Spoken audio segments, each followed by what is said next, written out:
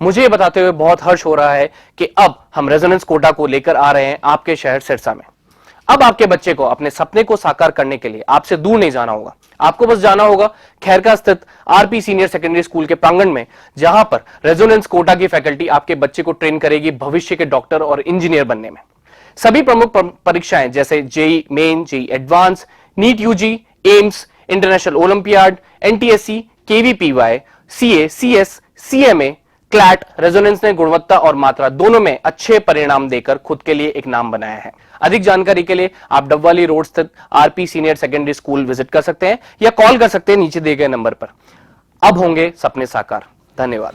नमस्कार, मैं हूं प्रमोद और आप देखना शुरू कर चुके हैं दी-सड़कनामा.com। इस वक्त मैं मौजूद हूं हिसार में कृषि मेले में, और जो चौधरी चरण सिंह कृषि विश्वविद्यालय है वहाँ पे जो कई वैरायटियाँ हैं हमने आपको पहले दिखाई, और एक ये जो वैरायटी है जो केले की वैरायटी है ग्रैंड 9 G9 जिनको बोल रहे हैं, ये काफ़ी जो है ये कहूँगा कि महत्वपूर्ण वैरायटी है। और कुछ जो जहाँ पे लगती है वो एक जो ज़मीन है वो भी इनके लिए उपयोगी होनी चाहिए, क्योंकि हर जगह ये नहीं लग पाएगा। और जो किसान भाइयों की भी ये भ्रांतियाँ होती है कि केला हमारे हरियाणा में तैयार नहीं हो सकता, केला है जो है महाराष्ट्र की फसल है, केरल की फसल है, आंध्रा की फसल है, इस तरह का जो है सिनेरियो है, परसेप्शन है, वो हमारे दिमाग में चलता रहता है। लेकिन हमारे साथ ये एग्रीकल्चर यूनिवर्सिटी के डॉक्टर्स हैं, ये बताएंगे कि जो है प्रॉपर नेचुरल तरीके से इसमें ना मसाले की ज़रूरत होती है, ना इसको बर्फ़ में लगाने की ज़रूरत होती है, और जो जिस तरह से आपको दिखा रहे हैं कि ये बिल्कुल जो है फ्रेश है और ये तैयार भी जल्दी होता है। और क्या कुछ कहना चाहेंगे सर, क्या कुछ कहेंगे इसके बारे में, कौन सी ये वैरायटी है, कितने दिनों में सर ये तैयार होती है? डॉक्टर साहब पहले बहुत बहुत स्वागत आपका। हाँ जी, नमस्कार जी। नमस्कार सर, ये G9 के बारे में बताना चाहिए हमारे किसान भाइयों को जिनके दिमाग में परसेप्शन है कि केला हरियाणा की फसल नहीं है, केला हरियाणा में नहीं हो सकता, उनके लिए ये कह सकते हैं कि बिल्कुल विपरीत है, बिल्कुल उल्टा है, क्योंकि एग्रीकल्चर यूनिवर्सिटी ने इतनी बढ़िया फ्रूट्स में, इतने बढ़िया उत्पादन में आपने तैयार करके दिखा दिया है। इसमें ऐसा है ना जी, जैसे इसके अंदर जैसे आपने कहा ना कि सर्दी सहन नहीं कर पाता है ये, तो इसके लिए क्या है कि आप लगाने का जो समय है वो सबसे ज़रूरी है। भाई जनवरी के आखिरी में या फरवरी के फर्स्ट वीक में लग जानी चाहिए। अगर आप सोचोगे कि मार्च में लगा लो, कोई 15 दिन या 20 दिन के बाद, तो वो कामयाब नहीं होएगा। तो सबसे बड़ा यही है, क्योंकि हरियाणा में जैसे आप कह रहे हो एक परसेप्शन है कि नहीं हो पाता ये, तो उसका यही है कि वह सर्दी सहन नहीं कर पाता। तो हम इसको ऐसा लगाएं कि सर्दी से पहले इसको, जैसे हमने इसको फरवरी में लगाया था, अब ये इसकी जैसे आप देख पा रहे हो कि इसकी अब इस स्टेज में है, तो सर्दी आने से अब पहले हम इसकी पूरी तोड़ाई कर लेंगे। उसके बाद अगर प्लांट मरता है तो उसमें कोई समस्या है नहीं, मर जाए। जैसे तापमान बढ़ेगा नीचे से नया पौधा अगले साल के लिए फिर तैयार हो जाएगा।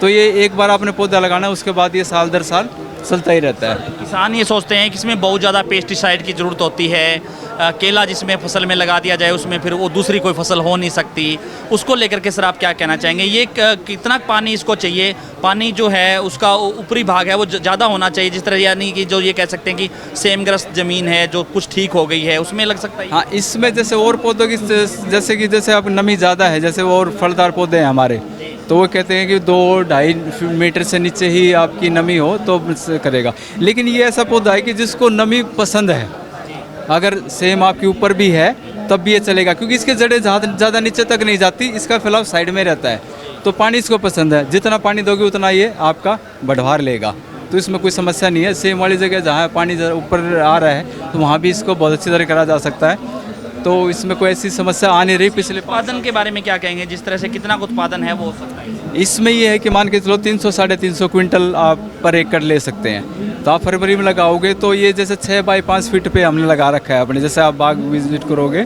तो इसके अंदर ये मान के चलो कि अब इसका साइज़ जैसे आप देख भी रहे हो, तो ये लगभग है कि 40 किलो के करीब का हमारा ये गुच्छा है। लेकिन हम इसको मान के चलते कि 40 का नहीं, आप वो नीचे ले लीजिए, आप इसको 25 किलो के आसपास का मान लीजिए। तो इसमें हम लगभग 1400 के करीब पौधे लगते हैं 1 एकड़ में।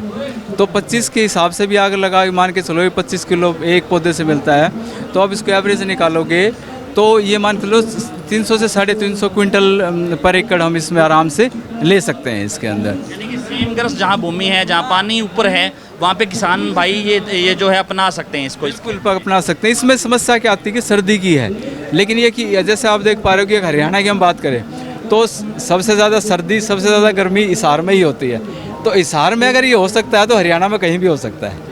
तो इसलिए हम ये मान के चलते हैं कि ये एक है। जैसे हम डाइवर्सिफिकेशन की बात करते हैं, गेहूँ धान यही हम ले रहे हैं, तो कुछ हट के लेना है तो ये हमारे पास एक पोटेंशियल है, तो इस पे हम जा सकते हैं, कोशिश कर सकते हैं। पकाने के लिए कोई मसाले की ज़रूरत, कोई बर्फ़ की ज़रूरत या किसी स्टोर में रखने की ज़रूरत आपको क्या लगता है? इसमें आमतौर पे हम तो क्या है कि जैसे अगर लार्ज स्केल पे पकाना है, फिर आजकल तो क्या है कि राइपनिंग चैम्बर्स हम वहाँ भी पका सकते हैं, लेकिन कम स्केल पे जैसे छोटे भाग अपने घर पे पकाना है तो उसके लिए क्या है कि इसको एयर टाइट किसी चीज़ में, एयर टाइट बक्से में या एयर टाइट पॉलीथीन में रख दो।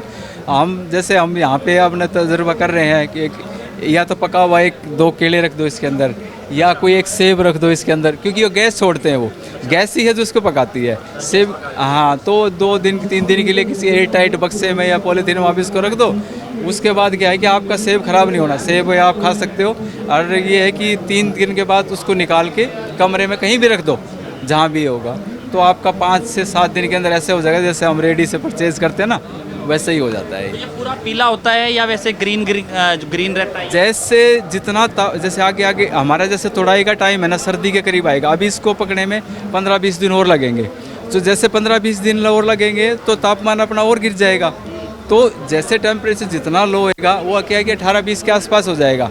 वही राइपनिंग चैम्बर जो होता है उसका भी तापमान वही होता है। तो जो हमारा तोड़ाई का टाइम के टाइम पे जो तापमान होता है वो आपका बिल्कुल राइपनिंग चैम्बर के आसपास ही होता है, तो उसमें कोई समस्या ही नहीं आती, क्योंकि जून में या जुलाई में तो हम इसको तोड़ते नहीं, नवंबर में तोड़ेंगे। नवंबर में तापमान कम है, जितना कम तापमान होगा उतना बढ़िया ये पकेगा, तो इसमें कोई समस्या नहीं। तो ये तमाम जानकारी हमारे साथ जुड़े एग्रीकल्चर यूनिवर्सिटी के डॉक्टर, और ये ग्रैंड 9 जो बनाना यानी केले की जो वैरायटी थी उसके बारे में जानकारी दी। ये बेहद ही किसानों के लिए बहुत अच्छा ये मौका है, जिनकी भूमि सेमग्रस्त है, जहाँ पे पानी है वो काफ़ी ऊंचा है, वहाँ पे इसको लगा सकते हैं और अच्छा मुनाफा है वो किसान भाई कमा सकते हैं। तो ज़्यादा से ज़्यादा इस वीडियो को आप शेयर जरूर कर दीजिए ताकि तमाम किसानों तक ये जानकारी पहुँचे। बहुत बहुत शुक्रिया।